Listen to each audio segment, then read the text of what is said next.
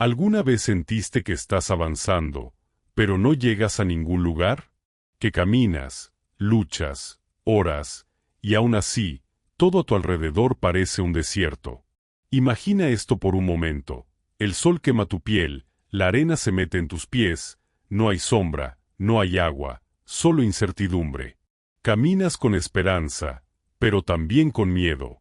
Sabes que fuiste liberado, pero todavía no has llegado a tu destino.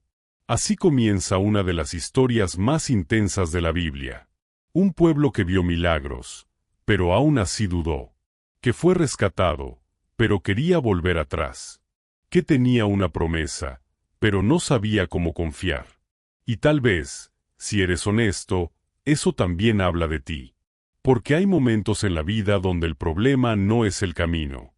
Es lo que el desierto revela dentro de nosotros. Hoy vas a descubrir que es el lugar de dolor, de espera y de silencio. No es el final.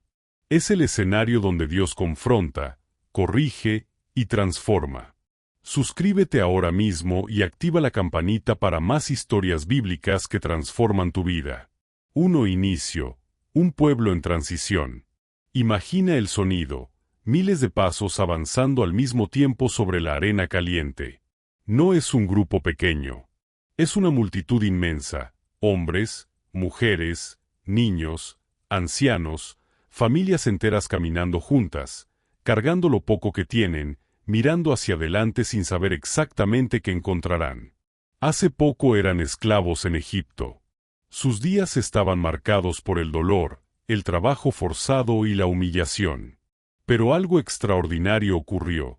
Dios intervino con poder, con señales, con milagros que rompieron cadenas imposibles. El mar se abrió ante sus ojos, y ahora, ese mismo pueblo que cruzó en seco, se encuentra en un lugar completamente distinto. El desierto. Un lugar donde no hay comodidades. Donde el calor quema durante el día y el frío cala en la noche. Donde no hay caminos claros, ni ciudades, ni seguridad visible. Solo arena, horizonte, y la incertidumbre de lo que vendrá. Y aquí es donde comienza el libro de Números. Pero no empieza con acción o batallas. Empieza con algo que parece simple. Dios le habla a Moisés y le ordena contar al pueblo. Un censo. Una lista de nombres, tribus y familias. Sin embargo, esto no es un detalle menor. En el contexto de la época, contar un pueblo era una señal de identidad, de propósito. No eran un grupo perdido en el desierto. Eran una nación en formación. Dios no los ve como esclavos liberados, los ve como un pueblo con destino. Cada nombre contado representa una historia. Cada tribu tiene un lugar asignado alrededor del campamento. No están vagando sin sentido, están siendo organizados por Dios mismo. Y aquí hay algo profundo. Aunque ellos están en transición, ya no son esclavos, pero aún no viven en la tierra prometida, Dios ya los está tratando como un pueblo establecido. Cursor blanco con forma de mano hacia la derecha, este momento nos habla directamente hoy. Hay etapas en la vida donde ya dejaste atrás algo, pero todavía no has llegado a donde quieres estar. Ese espacio intermedio puede sentirse incómodo, confuso, incluso vacío. Pero el desierto no es ausencia de Dios. Es el lugar donde Dios comienza a ordenar tu vida desde adentro. Aquí, en medio del polvo, del cansancio y de la espera, comienza una historia que no solo trata de un viaje físico, sino de una transformación profunda del corazón. 2. El orden en medio del caos. Ahora detente un momento y observa la escena desde arriba, como si pudieras verla desde el cielo. Lo que antes parecía una multitud desorganizada en el desierto, empieza a tomar forma. Ya no es solo gente caminando sin rumbo. Dios comienza a establecer orden. Le dice a Moisés que cuente a los hombres aptos para la guerra, organizados por tribus, por familias, por casas paternas. Cada nombre importa. Cada persona tiene un lugar. No hay improvisación. En el contexto antiguo, esto era clave. Los pueblos del cercano oriente se estructuraban por clanes y tribus, y la identidad venía de la familia. Dios no elimina eso, lo utiliza. Toma lo que conocen y lo ordena bajo su propósito. Las 12 tribus de Israel no acampan al azar. Se colocan alrededor del tabernáculo, el lugar donde habita la presencia de Dios, formando un diseño específico. 3 tribus al norte, 3 al sur, 3 al este y 3 al oeste. En el centro, Dios. Esto no es solo logística. Es un mensaje visual poderoso. La vida del pueblo gira alrededor de la presencia de Dios. Imagínalo. Tiendas alineadas, familias ubicadas estratégicamente, estandartes tribales ondeando con símbolos que identifican a cada grupo. Hay movimiento, pero también hay estructura. Hay vida, pero también hay dirección. Incluso los levitas, la tribu dedicada al servicio espiritual, tienen una función especial: cuidar el tabernáculo, transportarlo, protegerlo. No todos hacen lo mismo, pero todos son necesarios. Cursor blanco con forma de mano hacia la derecha, aquí hay una verdad que atraviesa el tiempo. El desierto podría haber sido un lugar de caos total. Sin reglas, sin dirección, sin sentido. Pero Dios no permite eso. Él establece orden incluso antes de que el pueblo llegue a la tierra prometida. Y esto toca algo muy real en nuestra vida. Porque hay momentos donde todo se siente desordenado. Decisiones pendientes, emociones mezcladas, incertidumbre en el futuro. Pero Dios no trabaja desde el caos. Él transforma el caos en orden. A veces pensamos que necesitamos cambiar de lugar para que nuestra vida tenga sentido. Pero en Números vemos lo contrario. Dios trae orden primero, incluso en medio del desierto. Porque el verdadero cambio no comienza afuera. Comienza cuando Dios organiza lo que hay dentro de ti. 3. La presencia que guía. Ahora que el campamento está organizado, ocurre algo que cambia completamente la manera de avanzar. No hay mapas. No hay rutas marcadas en la arena. No existe una brújula humana que pueda guiarlos a través de ese desierto inmenso y peligroso. Pero hay algo mucho más poderoso. La presencia de Dios. Sobre el tabernáculo, ese centro del campamento donde todo converge, aparece una nube durante el día. No es una nube común. Es visible, densa, inconfundible. Y cuando cae la noche, esa misma presencia se transforma en una columna de fuego que ilumina la oscuridad. Imagínalo por un momento. El calor del día disminuye, el cielo se oscurece, y de pronto, en medio del campamento, una luz viva comienza a brillar. No es una antorcha. No es algo que el hombre encendió. Es Dios mismo marcando su presencia. Y aquí está la clave. El movimiento del pueblo depende completamente de esa nube. Cuando la nube se levanta, el campamento entero se prepara. Familias recogiendo sus tiendas, los levitas desmontando el tabernáculo con extremo cuidado, las tribus alineándose según el orden establecido. Hay expectativa en el aire. Es momento de avanzar. Pero cuando la nube se detiene, todo se detiene. No importa si estuvieron acampando un día o semanas. No importa si el lugar es incómodo o si preferirían seguir avanzando. Si la nube no se mueve, ellos no se mueven. Esto requiere algo profundo: confianza. Desde un punto de vista cultural, esto rompe con la lógica humana. Las caravanas antiguas dependían de guías experimentados, de rutas conocidas, de señales naturales. Pero Israel no depende de su experiencia, depende completamente de Dios. No avanzan cuando quieren. Avanzan cuando Dios lo indica. Cursor blanco con forma de mano hacia la derecha, y aquí hay una enseñanza directa para nosotros. Vivimos en una cultura que valora la prisa, la productividad, el hacer que las cosas pasen. Pero en esta escena, Dios enseña lo contrario. No se trata de moverse rápido, se trata de moverse en el momento correcto. Porque avanzar sin la dirección de Dios puede llevarte a lugares donde Él nunca te llamó. Y quedarse cuando Dios ya se movió, puede dejarte estancado. La verdadera sabiduría no está en hacer más. Está en aprender a discernir cuándo avanzar y cuándo esperar. En el desierto, el pueblo aprende algo esencial. No están solos, y no están perdidos. Mientras la nube esté sobre ellos, siempre habrá dirección. Si este mensaje te está ayudando, suscríbete y acompáñanos en este viaje por la Biblia. 4. El inicio de las quejas. Pero algo empieza a cambiar, y no es el desierto, es el corazón del pueblo. Al principio todo parecía ordenado, dirigido, incluso esperanzador. Pero con el paso de los días, el cansancio comienza a acumularse. El calor no disminuye. La arena sigue siendo la misma. Y lo que antes era gratitud por la libertad, empieza a convertirse en incomodidad. Y entonces ocurre. El pueblo comienza a quejarse. No es un grito fuerte al inicio, es un murmullo. Comentarios entre tiendas. Conversaciones en voz baja. Esto es muy difícil. ¿Hasta cuándo vamos a estar aquí? En Egipto no vivíamos así. Y ese murmullo crece. La Biblia describe que el pueblo se quejó amargamente delante de Dios. No es solo cansancio físico, es una actitud del corazón. Ya no están enfocados en lo que Dios hizo, sino en lo que les falta ahora.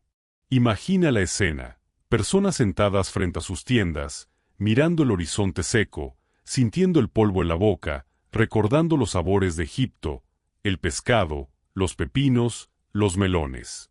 Y aunque allá eran esclavos, su mente comienza a seleccionar solo lo bueno. Cursor blanco con forma de mano hacia la derecha. Esto es muy humano. El pasado empieza a parecer mejor de lo que realmente fue. Olvidan los látigos, pero recuerdan la comida. Olvidan la opresión, pero extrañan la comodidad. Y aquí aparece una tensión profunda. Han sido liberados físicamente, pero su mente todavía está atada a Egipto. En el contexto del desierto, esto era peligroso. No solo por la actitud, sino porque la unidad del pueblo podía romperse. Una queja se convierte en otra, y pronto todo el ambiente cambia. La Biblia muestra que esta actitud no pasa desapercibida. Dios escucha. Y hay una respuesta. Fuego se enciende en los extremos del campamento, como una señal de advertencia. No es destrucción total, es una llamada de atención. Es Dios diciendo, esto es serio. El pueblo clama a Moisés, y Moisés intercede. El fuego se apaga. Pero algo ya quedó expuesto. Cursor blanco con forma de mano hacia la derecha, y aquí es donde esta escena nos confronta directamente. Porque no siempre empezamos alejándonos de Dios con decisiones grandes. A veces comienza con algo pequeño, una queja constante, una inconformidad que crece, una mirada que deja de ver lo que Dios ha hecho. La queja no cambia el desierto, pero sí cambia tu corazón dentro de él. Y cuando pierdes la capacidad de agradecer, empiezas a olvidar por qué saliste de donde estabas. El pueblo sigue caminando, pero ahora ya no solo carga provisiones. También carga una lucha interna que apenas comienza. 5. El peso sobre Moisés. Mientras el murmullo del pueblo crece, hay un hombre en medio del campamento que le está sintiendo más que nadie. Moisés. No lo ves gritando. No lo ves reaccionando con enojo inmediato. Pero por dentro, está agotado. Cansado de escuchar quejas, de sostener tensiones, de ser el puente entre un pueblo inestable y un Dios santo. Imagínalo caminando entre las tiendas. A cada paso, alguien se acerca con una nueva queja, una nueva frustración, una nueva exigencia. No es solo liderazgo, es una carga emocional constante. Y llega un punto en que ya no puede más. Moisés va delante de Dios y habla con una honestidad cruda, sin filtros. Le dice, en esencia, no puedo cargar con todo este pueblo yo solo, es demasiado pesado para mí. Incluso llega a expresar que prefiere morir antes que seguir así. Esto no es debilidad, es humanidad. En el contexto bíblico, Moisés es uno de los líderes más grandes de la historia. Ha visto milagros, ha hablado con Dios, ha guiado al pueblo fuera de Egipto. Pero aquí lo vemos quebrado, mostrando que incluso los más fuertes tienen límites. Y Dios no lo reprende por eso. Dios responde. Le dice que reúna a 70 ancianos de Israel, hombres reconocidos, líderes del pueblo. Y algo poderoso ocurre. Dios toma del espíritu que está sobre Moisés y lo comparte con ellos. De repente, Moisés ya no está solo. Ahora hay otros que ayudan a llevar la carga, que escuchan al pueblo, que sostienen la responsabilidad. El peso se distribuye. Esto también tiene un contexto importante. En las culturas antiguas, los ancianos eran figuras de autoridad y sabiduría dentro de la comunidad. Dios utiliza esa estructura conocida, pero la llena de su poder, de su dirección. Cursor blanco con forma de mano hacia la derecha, y aquí hay una enseñanza profunda para hoy. Muchas veces creemos que ser fuerte significa aguantar todo en silencio, que pedir ayuda es fallar, que si soltamos un poco la carga, algo se va a desmoronar. Pero Dios nunca diseñó la vida para que la lleves solo. Incluso Moisés necesitó ayuda. Hay momentos donde reconocer no puedo más no es rendirse. Es el inicio de una intervención divina. Porque cuando tú reconoces tu límite, Dios comienza a mostrar su provisión. El desierto no solo revela las debilidades del pueblo, también revela las cargas ocultas de sus líderes. Y en medio de todo eso, Dios sigue obrando, no solo guiando el camino, sino sosteniendo a quienes llevan la responsabilidad de avanzar. 6. El deseo desordenado. El campamento sigue avanzando, pero algo más profundo empieza a moverse dentro del pueblo, el deseo. No es hambre real. No es falta de provisión. Porque cada mañana, al salir de sus tiendas, el suelo está cubierto de maná, ese alimento que Dios les da día tras día. Es suficiente. Es constante. Es milagroso. Pero ya no les basta. El texto bíblico describe que la gente extranjera que iba con ellos, personas que salieron de Egipto junto a Israel, comenzó a desear otras cosas. Y ese deseo se contagia. Como una chispa que enciende un incendio, pronto todo el pueblo empieza a llorar. Sí, llorar. ¿Quién nos diera carne para comer? Dicen. Y de nuevo aparece la memoria selectiva. Recordamos el pescado que comíamos en Egipto, los pepinos, los melones, los puerros, las cebollas y los ajos. Imagina la escena, adultos llorando como niños, mirando el maná en sus manos con desprecio, como si fuera poca cosa. Lo llaman este pan tan liviano, algo aburrido, repetitivo. Pero aquí hay algo importante que debes ver con claridad. No están rechazando solo un alimento. Están despreciando la provisión de Dios. En el contexto del desierto, esto es aún más fuerte. No hay agricultura, no hay mercados, no hay posibilidad humana de sostener a millones de personas. El maná no es solo comida, es una señal diaria de que Dios sigue presente. Y aún así, lo rechazan. Cursor blanco con forma de mano hacia la derecha, este es el peligro del deseo desordenado. No es malo desear. El problema es cuando el deseo pierde su lugar y comienza a gobernarte. Cuando lo que tienes deja de ser suficiente, no porque no lo sea, sino porque tu corazón quiere otra cosa. El pueblo no está muriendo de hambre. Está siendo consumido por la insatisfacción. Y Dios responde. Les concede lo que piden, carne. Una cantidad abundante, al punto que llega a salirles por las narices, como describe el texto. Codornices cubren el campamento. Pero junto con esa provisión, viene una consecuencia. Muchos enferman. Algunos mueren. El lugar es llamado Kibro Tataba, que significa tumbas del deseo. Un nombre fuerte. Un recuerdo permanente. Cursor blanco con forma de mano hacia la derecha porque no todo lo que deseas es bueno para ti. Y no todo lo que Dios permite es aprobación. A veces, Dios responde a nuestros deseos para enseñarnos algo que no aprenderíamos de otra manera. Y aquí la pregunta se vuelve personal. ¿Qué estás deseando tanto, que ya no valoras lo que Dios te está dando? El pueblo sigue caminando. Pero ahora carga una lección dolorosa. Cuando el deseo ocupa el lugar de Dios, lo que parecía una bendición puede convertirse en una carga. 7. La rebelión dentro del círculo cercano.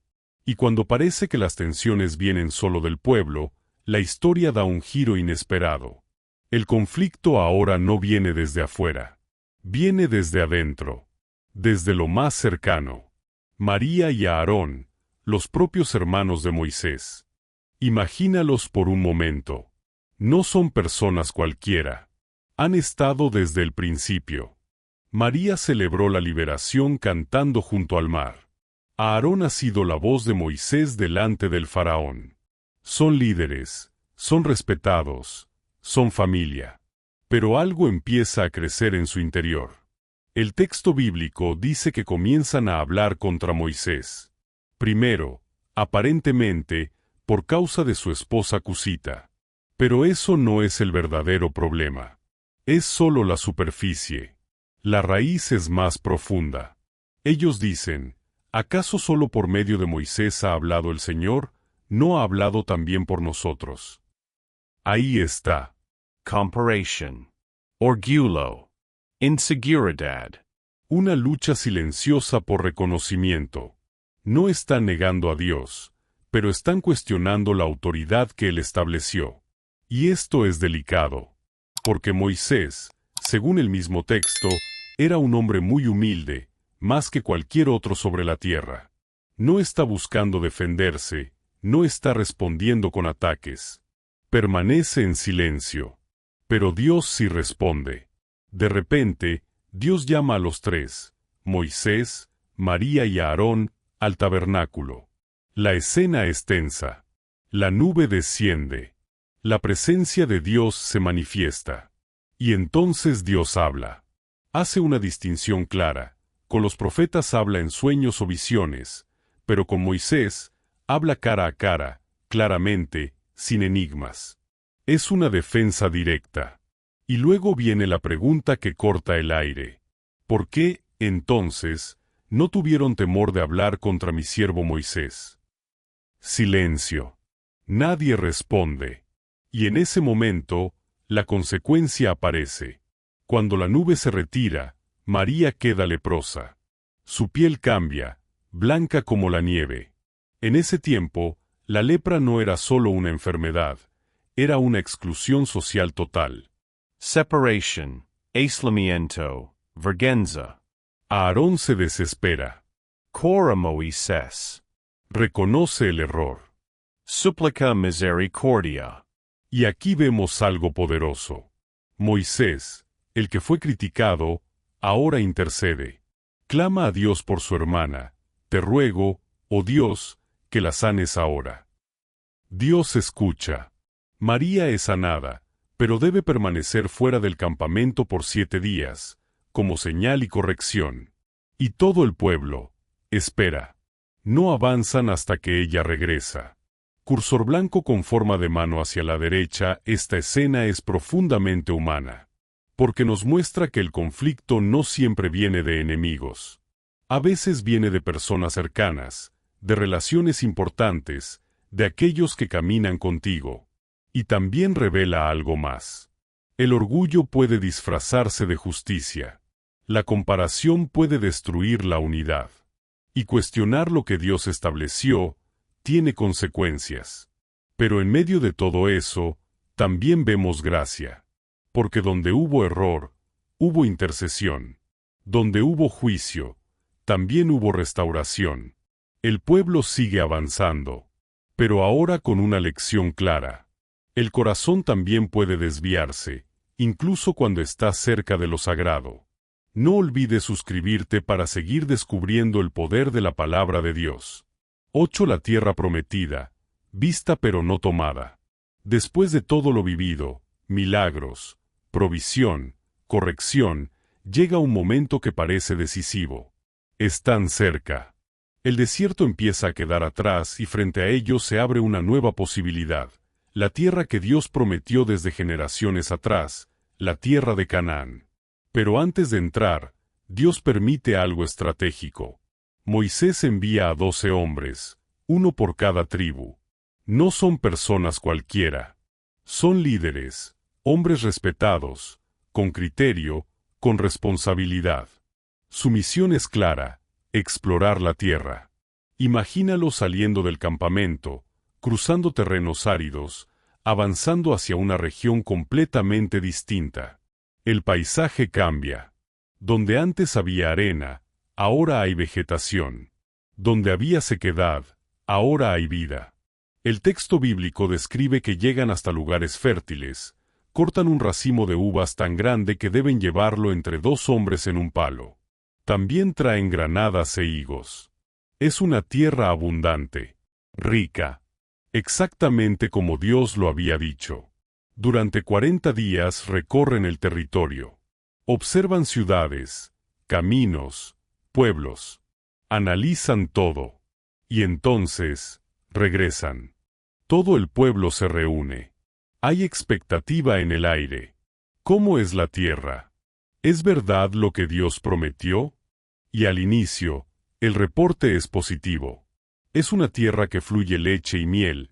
Aquí están sus frutos. Pero de pronto, cambia el tono.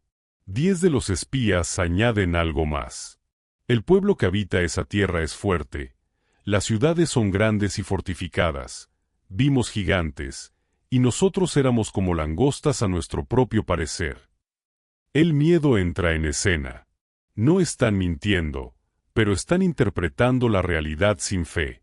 Solo 2 hombres, Josué y Caleb, se mantienen firmes.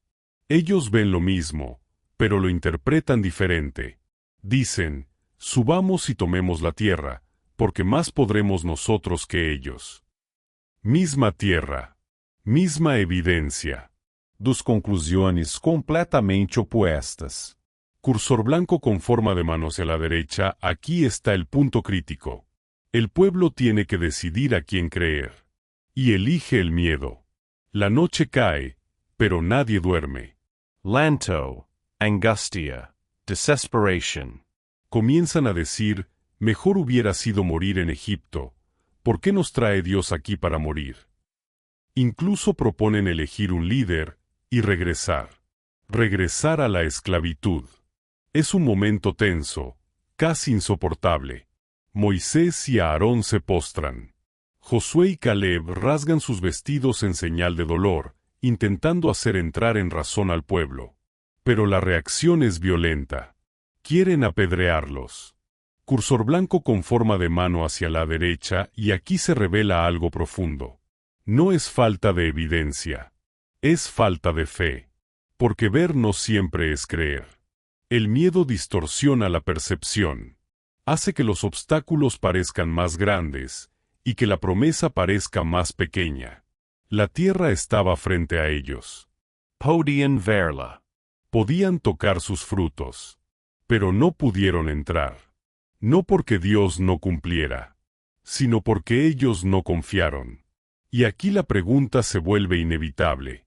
¿Cuántas veces has estado cerca de algo que Dios prometió, pero el miedo te hizo retroceder? El pueblo sigue en el desierto, pero ahora ya no es por falta de dirección.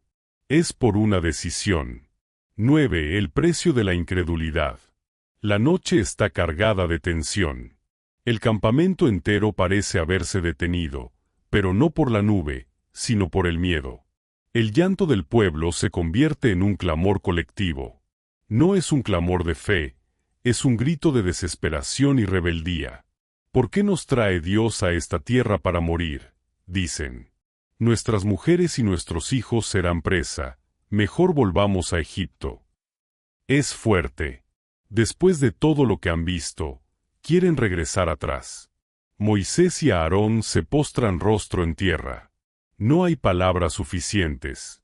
Josué y Caleb intentan hablar una vez más. La tierra es buena en gran manera. Si el Señor se agrada de nosotros, Él nos la dará, no teman. Pero el corazón del pueblo ya está cerrado.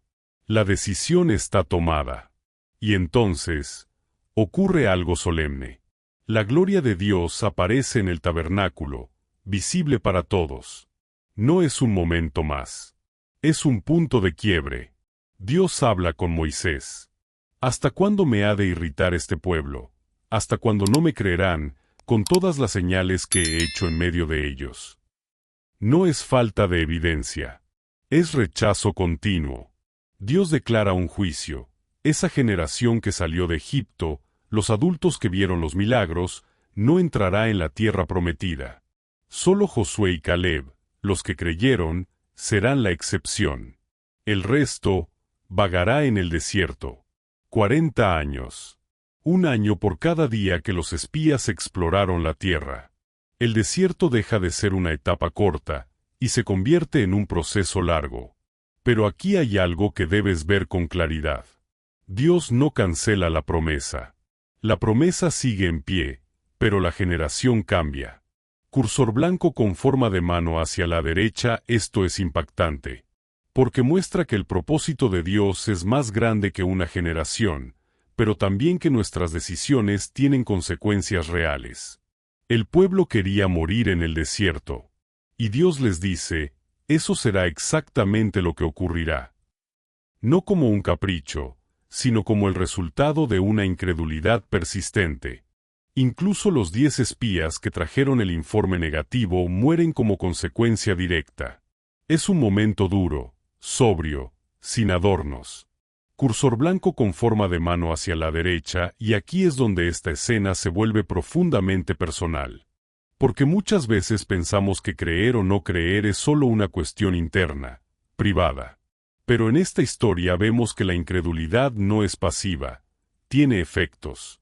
La incredulidad te detiene, te hace retroceder, te mantiene dando vueltas en el mismo lugar.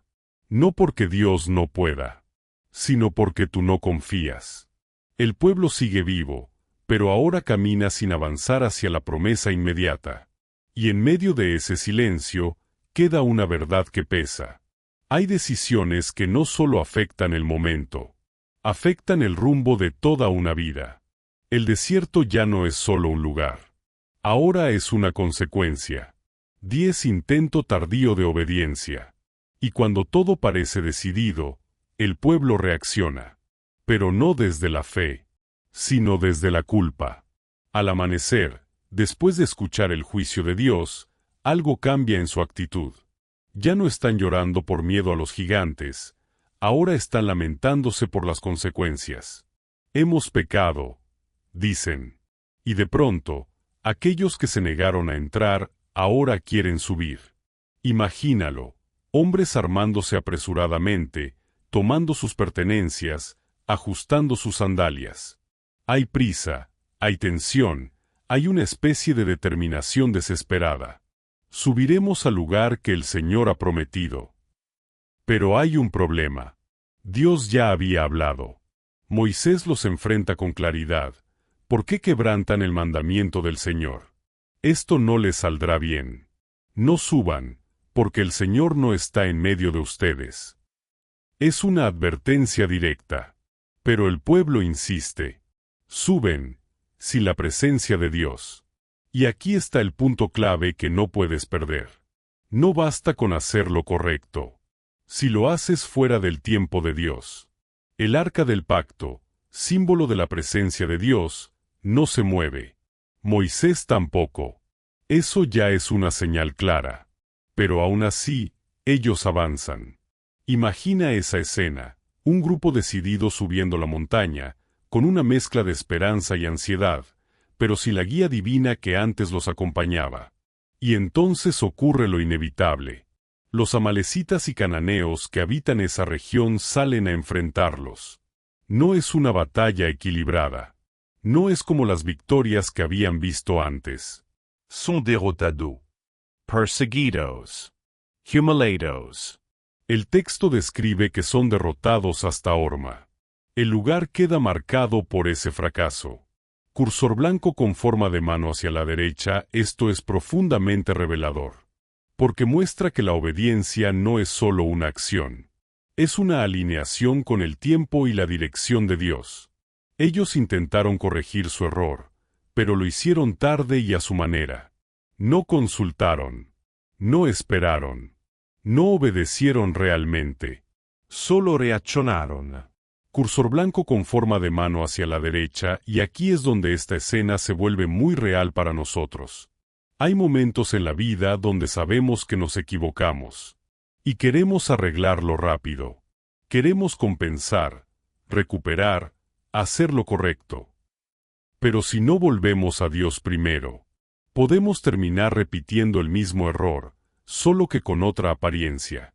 Porque moverse sin Dios, incluso en dirección correcta, sigue siendo un camino equivocado. El pueblo baja derrotado. El silencio vuelve al campamento. Y esta vez, no es solo por miedo.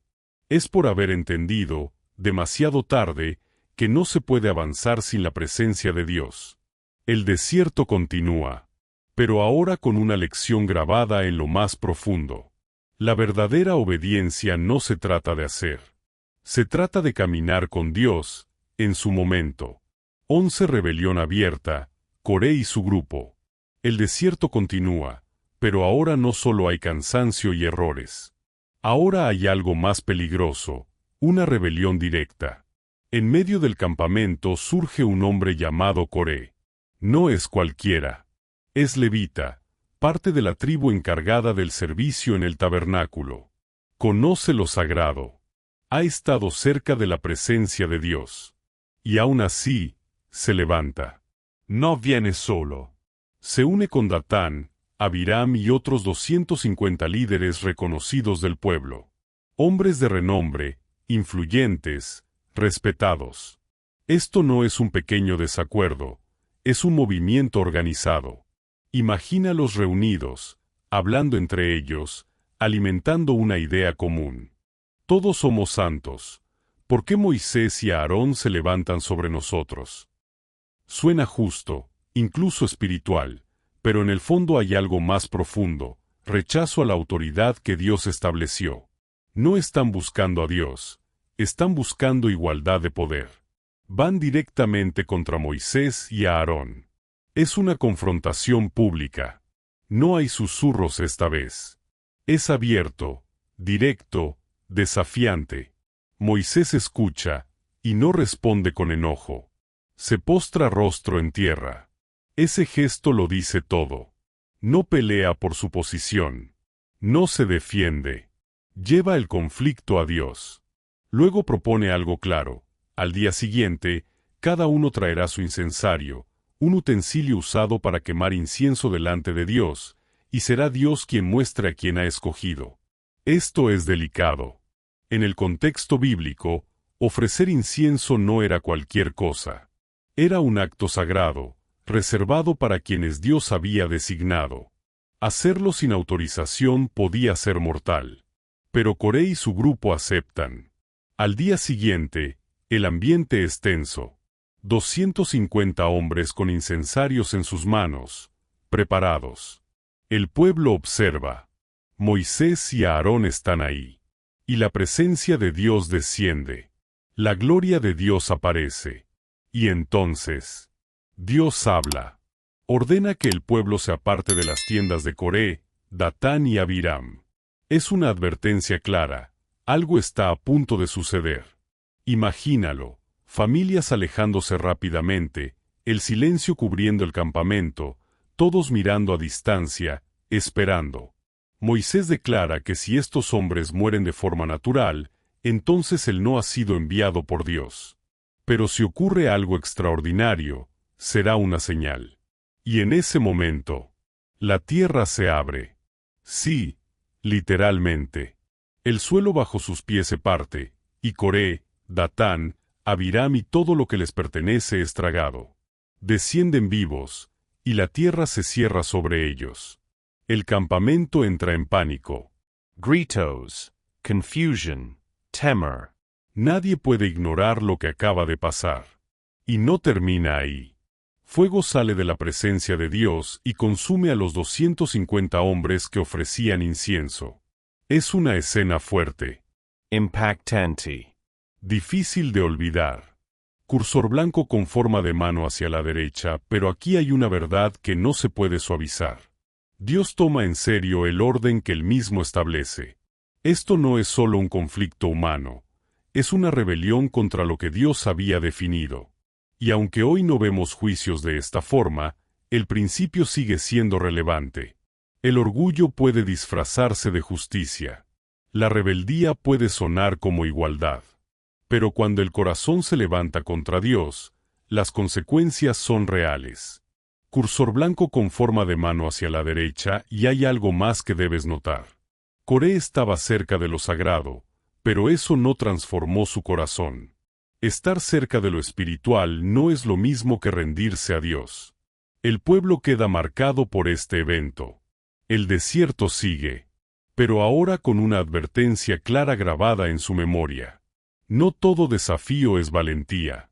Algunos son simplemente orgullo disfrazado. Suscríbete ahora y sé parte de esta comunidad que crece en fe cada día. 12. La vara que florece. Después de una escena tan impactante como la rebelión de Coré, podrías pensar que todo el pueblo aprendería la lección, que el silencio llenaría el campamento, que el respeto volvería. Pero no. Al día siguiente, el pueblo vuelve a murmurar. Sí, otra vez. Ustedes han dado muerte al pueblo del Señor, le dicen a Moisés y a Aarón. Es increíble. Acaban de ver cómo Dios mismo intervino, y aún así, culpan a los líderes. El corazón humano puede ser así de resistente. Y en ese momento, la presencia de Dios aparece nuevamente. La gloria desciende sobre el tabernáculo. La tensión se siente en el aire.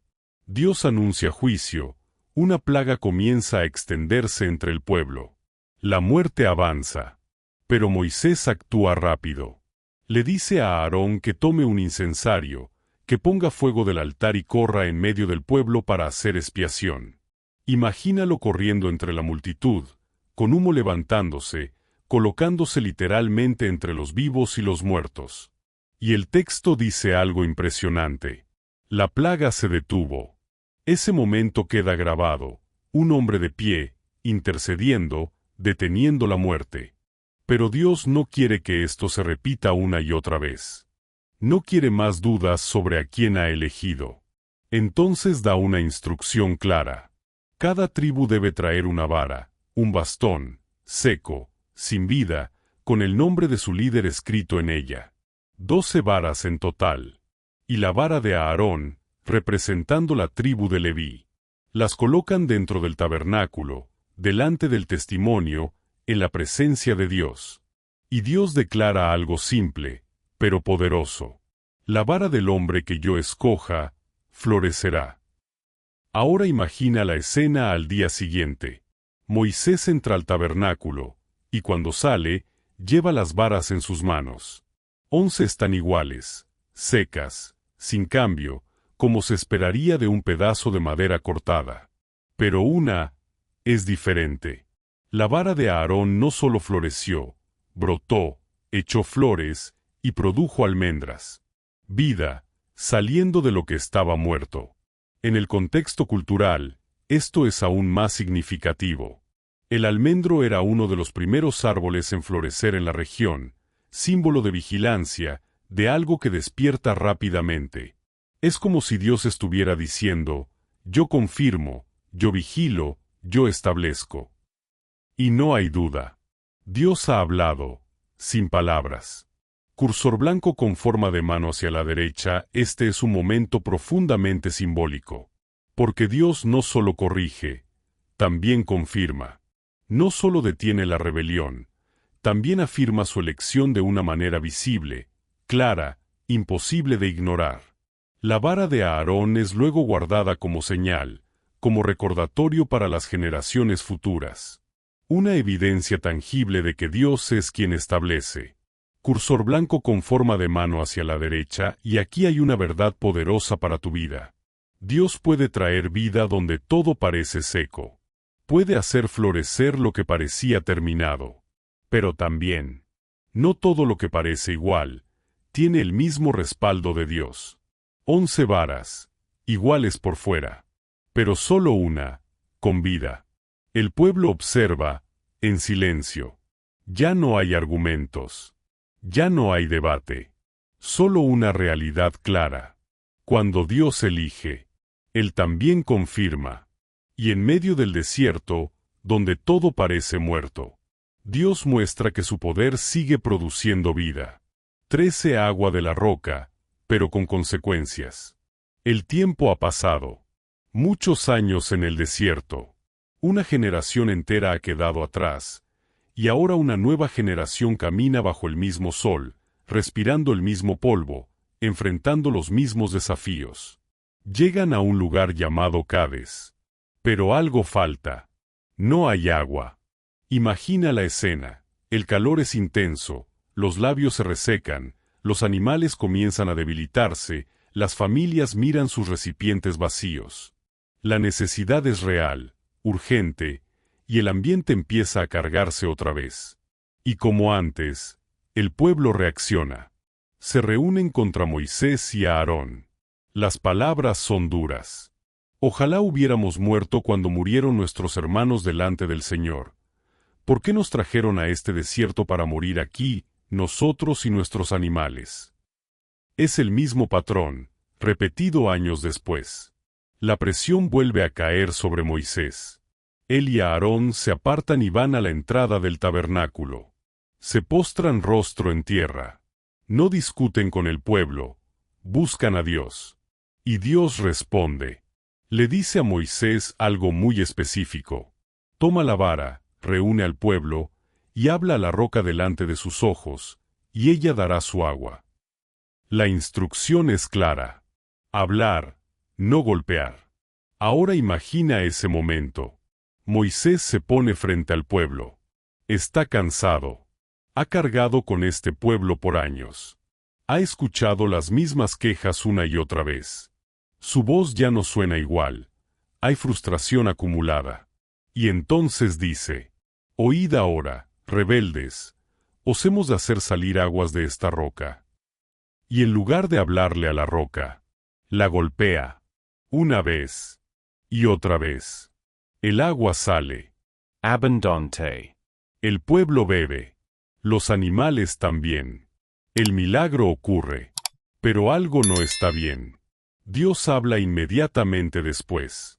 No al pueblo, a Moisés y a Aarón.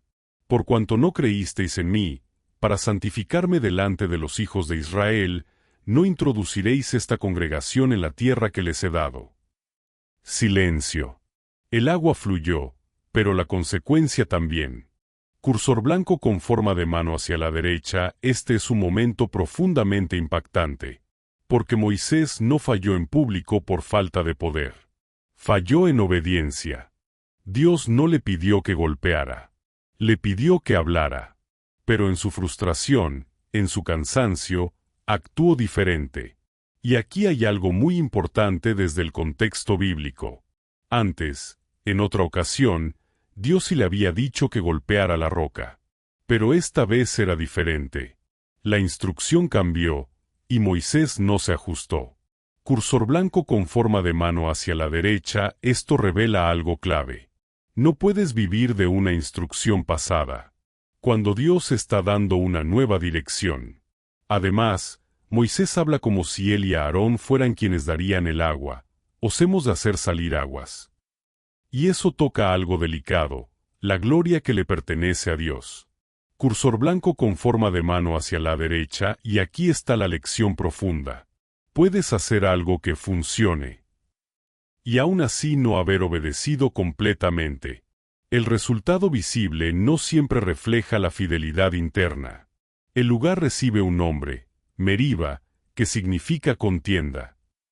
Un recordatorio permanente de ese momento donde el pueblo discutió, y donde Moisés falló en representar correctamente a Dios.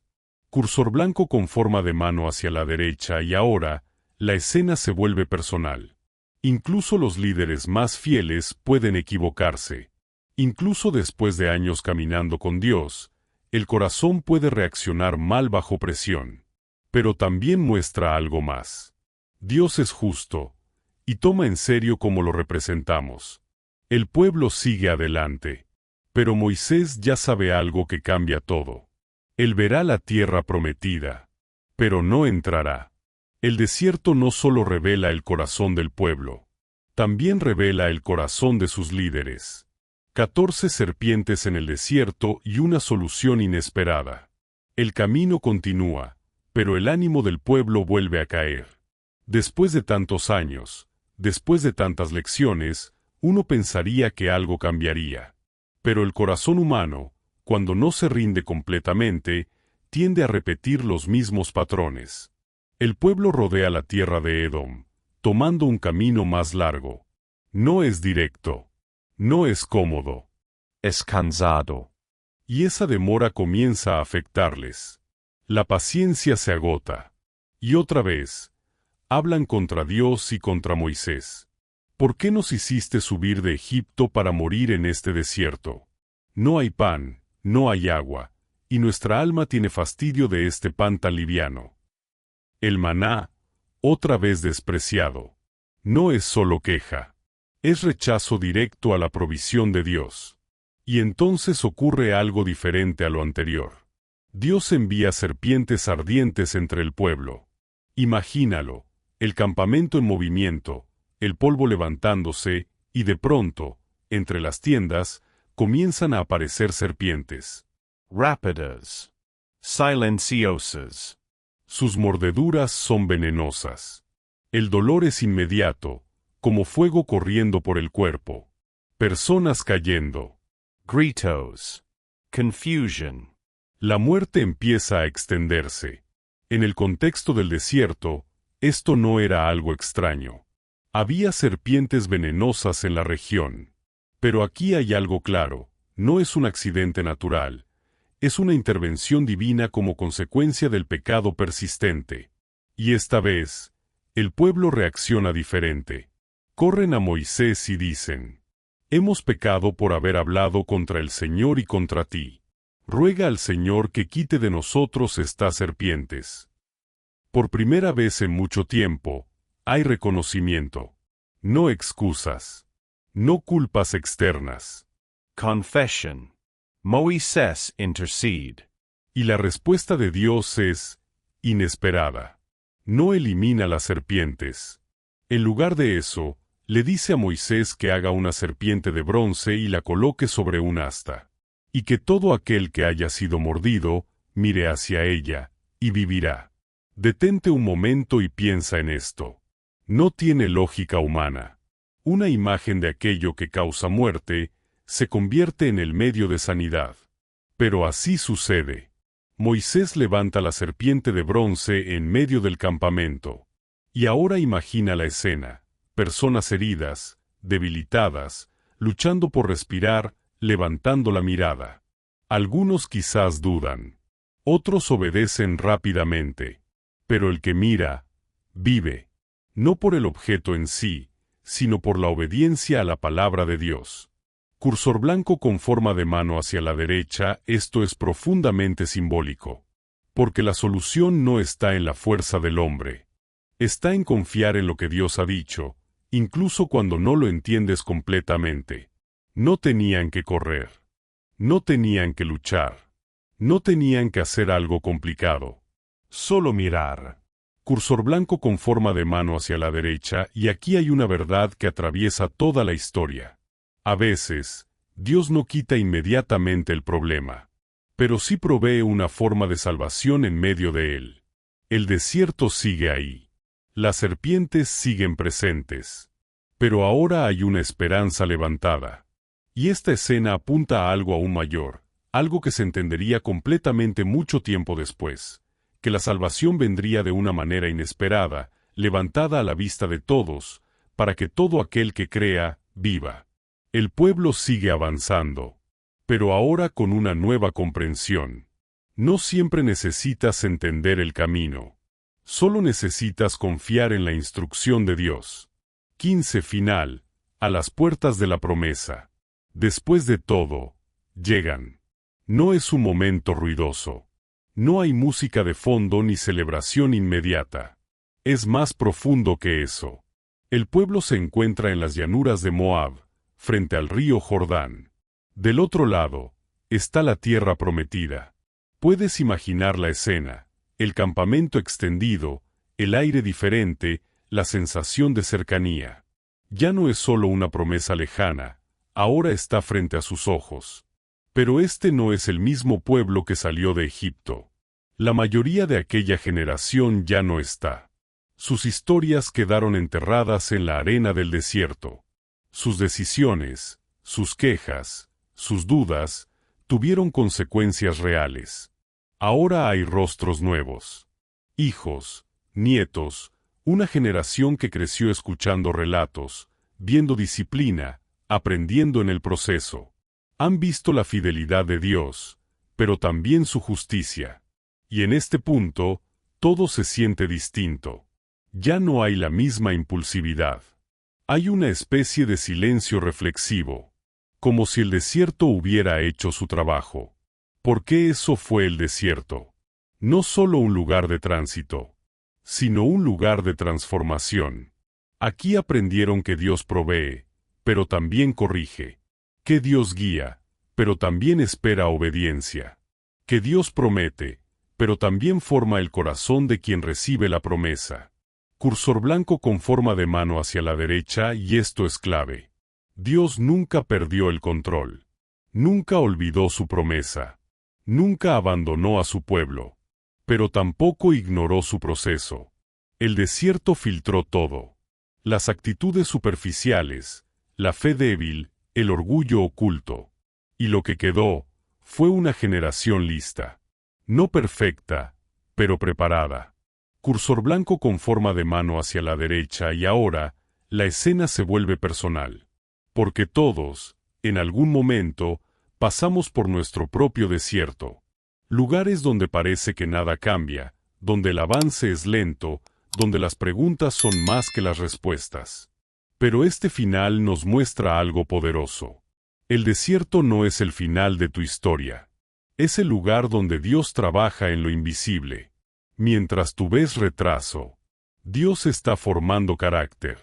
Mientras tú sientes desgaste, Dios está preparando propósito. El pueblo está a punto de cruzar. La promesa sigue en pie. Y después de todo lo vivido, queda una verdad que resuena con fuerza. Dios no solo te lleva a un destino, te transforma en el camino para que estés listo cuando llegues. Y ahora, después de todo este recorrido, queda una pregunta que no puedes ignorar. ¿Qué estás haciendo con tu propio desierto? Porque la historia de Números no es solo sobre un pueblo antiguo, es un espejo. Un espejo que revela nuestras quejas, nuestros miedos, nuestras dudas, pero también la paciencia, la fidelidad y la misericordia de Dios. Ellos caminaron años sin avanzar, no porque Dios fallara, sino porque su corazón no estaba listo. Y eso nos confronta directamente. No se trata solo de llegar a la promesa, sino de en quién te conviertes en el proceso. Tal vez hoy te sientes cansado, frustrado, incluso tentado a rendirte o a mirar atrás. Pero escucha esto con claridad. Dios no te sacó para abandonarte en el camino. El desierto no es tu destino. Es tu transformación. Y si decides confiar, incluso cuando no entiendes, si decides avanzar, incluso cuando duele, vas a descubrir que del otro lado no solo hay una promesa cumplida. Hay una nueva versión de ti, más fuerte, más firme y más cerca de Dios. Si este contenido tocó tu vida, suscríbete y comparte para que más personas lo escuchen.